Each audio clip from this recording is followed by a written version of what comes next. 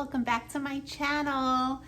And this is Lounging with Lori. Grab a cup of tea, cup of coffee, glass of wine, whatever it is your favorite drink is, and snuggle up with a blankie or a puppy, and let's get back to the story.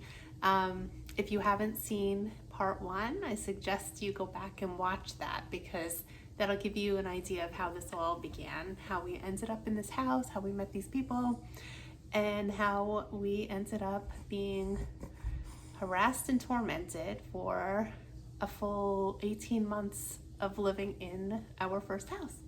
I know my nephews are, at least my nephews are definitely waiting to hear this next video. So I had to at least hop on here and get this done. I got this is our dog lady. She's really tiny, but she's 7 years old. She's a good girl.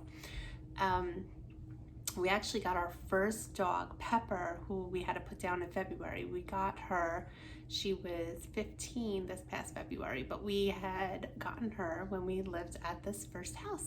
And I'm gonna tell you the next part. So I had ended it off with, we had found out, we wanted to put this full window in our bathroom, in our master bathroom, and we were just so confused as to why there wasn't one there in the first place. When Rich took the wall down, he could see that it was framed out and there used to be a full window in there. And the neighbor next door just happened to mention, I asked her about it, and she said that the woman who used to live there had said that she thought somebody was always watching her. And at first, when we first heard that, we were like, wow, that's weird, but we didn't think somebody was actually watching her. And until, we were in this house for a bit. So we had been getting to know a little bit more. We had the neighbor next door had come over with these plans on what to do with our yard. Details, like crazy details of what she told us, what kind of trees she wanted to put up, in our yard. She told us what gardens we should do, what fence we should do, all kinds of things. So, we started, obviously, as I would think anybody would, we started stepping back and trying to actually avoid them on purpose, and just, not engage with them much, just, keep them at bay. And we realized, these weren't the type of people that we really wanted to hang out with. They didn't have kids our age. They weren't our age. We really didn't see any need for it.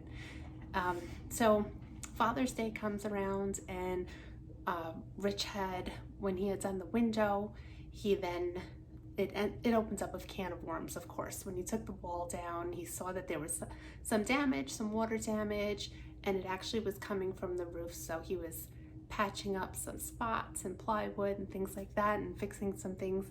And my husband is a really hard worker. Like, he's a super hard worker. He takes any overtime there is at work, and especially back then when he was just an apprentice still in the electrical union. He was still going to school at night, and he was he was really just getting started in the industry. So he was taking all of the overtime that he could get. He had to do work on the house on the days that he was home.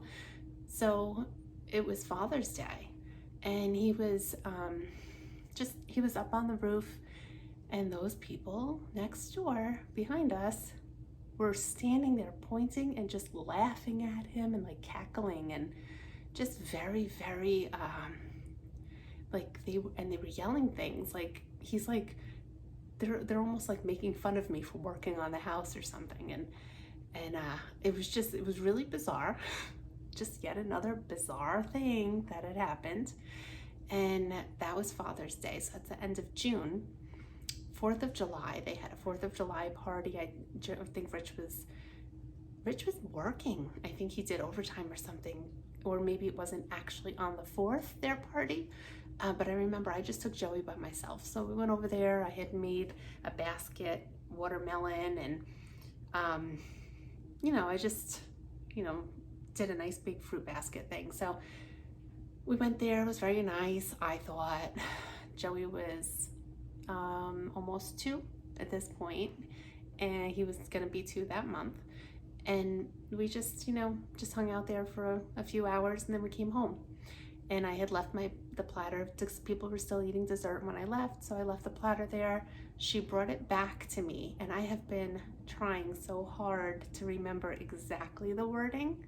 But Rich had gone over there on 4th of July night, but I was home with Joey. I was pregnant with Kaylee, and I wasn't really feeling great. So I just was exhausted and having the backaches and nausea still and things like that. So I went to bed early, just stayed home with Joey and told Rich, go over, have fun, meet the neighbor. There's going to be other people over there, the neighbors. And when she brought back the platter, either the next day or a couple days later, she had said something really, really strange and nasty. And I don't remember exactly what the wordings were, but something along the lines of that they couldn't believe I let him go over there, which we thought was really strange. So then so I don't know what that was all about. We were at this point really trying to avoid them, but that was, we were nice that time. He said it was some weird stuff, and we just were going to avoid altogether at this point. So 3 weeks later, it was Joey's 2nd birthday, and we had a big party at our house. It was our first house, so we wanted to have the party at home and have as many people over as we could with our family and things like that hadn't seen the house yet. So we had aunts and uncles and all the grandparents and cousins and friends, and we invited some of the neighbors on the block that were in our cul-de-sac. We had we had the big bounce house with a slide, and the pool at the bottom, I think, was what we had that time. And all the kids were playing and stuff, so people across the street had kids, and down the block had a grandson, and so who was always over there. So we had them come over, and everybody had a great time. What a great birthday party! It was so fun, so happy, and it was just, we thought everything went great. I had my best friend down from upstate, and her husband and her son, and we had a really great time and a great visit with them. And then it was pouring. I think it was that night. I don't know if it was that night or the next morning. I just remember it was dark and cloudy and thundering and pouring rain. And we see the neighbor behind us outside ripping his chain link off of the fence. All the posts were in the ground, and he was leaving the posts in, and he just was ripping out all the chain link. So I was like, what is he doing? Because we were just, shoot, you know what? We had just put in the fence. Wait a second. Okay. Before the birthday party, Rich installed a white picket fence, our fence, fencing in our yard in the front that went around to theirs. Yes. Okay. So we had ours fenced in the front, and it attached to then their fence, which was behind us. So we didn't get our own fence back there. We only did the front part and just met it up to that fence. And they had a chain link fence. We had a white picket fence. And he was taking down all the chain link, and how our backyards were. Now there was no fence there, and it was just next to our cul-de-sac was a really busy road. It's a pretty main road. So now my yard was no longer fenced in. I have a little boy. I was babysitting at my house. And so Rich goes out and he said, oh, you're getting a new fence. We genuinely thought they were getting a new fence. No. He said, nope, this is coming down. And all nasty, and we were like, okay, what is happening right now? So apparently they were beyond devastated that they were not invited to our son's birthday party, and now he was not going to allow our yard to be fenced in or for us to have any border between us and them. anymore. So he took down the fence and he just left up the posts, and we were like, what the heck is happening? So now I'm starting to, my heart is racing, and I'm like, I did not want an issue with these people. I just wanted to avoid them. I just wanted to just leave us alone. I just want to just enjoy my house, my family, and please stop putting yourselves on us. It was so much. So I was just like, oh my gosh, I really didn't want any problems. We live here. We just bought this house. We wanted to get along with everybody, but we just could not keep them at a distance without their feelings then being hurt. So fence was down. Our yard was not fenced in now at this point. So Rich and my friend Shanna's husband, Chris, ex-husband Chris, so they go to Home Depot and get that orange plastic fence, and they get those posts, like a temporary fence, and put that up, bright orange fence. Not what we would have chosen, of course, but put that up. And so that was in, there was like arguments, and just, I was in shock. I was like, okay, my son is 2. He just turned 2. There's no reason for me to invite your older children when you had just said some rude things to us 4th of July. They were very rude. They were telling us what to, just very, I did not want to be a part of that. And I could just tell it was not going to, I didn't want to come across as I was going to be their friend when I did not want to be. So all this started happening. So they were really mad, like really mad. And that's when it all went. That's the fence was that turning point of, this was not them being annoying anymore. This was now them getting revenge, and they were going to do every single thing in their power to get revenge on us and harm us and basically try to just destroy us as much as they possibly could. And it was unbelievable, because it was a daily occurrence. So now whenever we had people over, they would walk out of their house past mine on the sidewalk around, and we had a big open window on the front of our house, and they would just stand out there giving us the middle finger, and they'd be yelling curses at us. My son Joey has severe food allergies, which they knew about. Severe peanut allergy and dairy, and he had a whole bunch of others at this point when we lived there. He had eggs and oats and chicken and all kinds of dairy, all kinds of allergies, food allergies, where I needed to supplement his diet still with a special formula called Elecare. So he needed to have that formula even still in the middle of the night. He was waking up for it because he just wasn't getting the fat and the extra calories in his diet that he really needed. This is like, okay, so this whole thing happened with the fence. Shanna and Chris go back home. Rich is at work. Rich gets up super early, and it's still dark out when he gets up to go to work.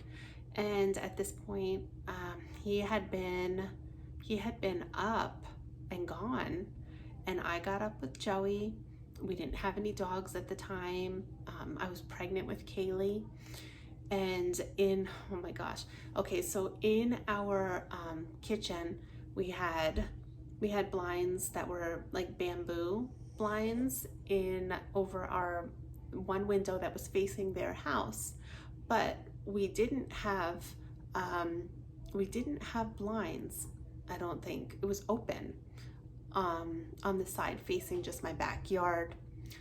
And we had like a tent set up for Joey's birthday party that was still out there.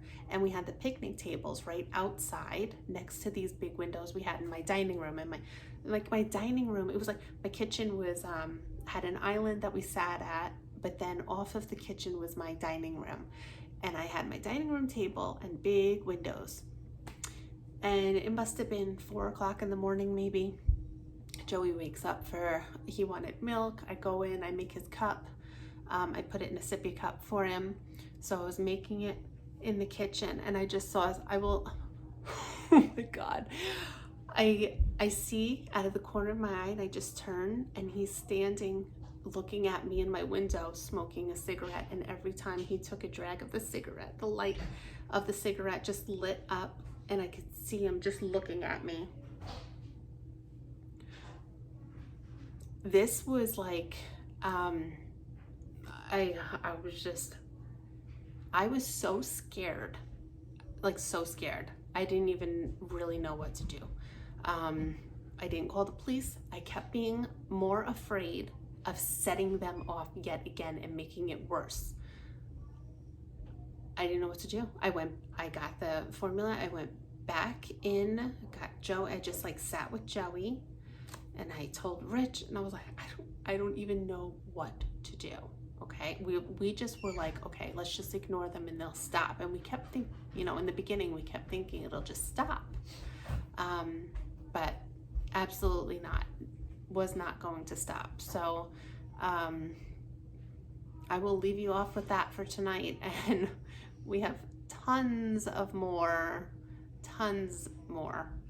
And it just kept escalating. So I hope you enjoyed part 2, and I will be back with part 3 soon. I hope you have a great night. I hope you have amazing neighbors like we are lucky enough to have now, and our neighbors don't realize we appreciate them so much more than anybody could ever appreciate neighbors. When you've had bad ones, you just appreciate the good ones so much more. So make something nice for your neighbors and bring it over. I think I'm going to do that tomorrow. I hope you have a great night, and I'll talk to you soon.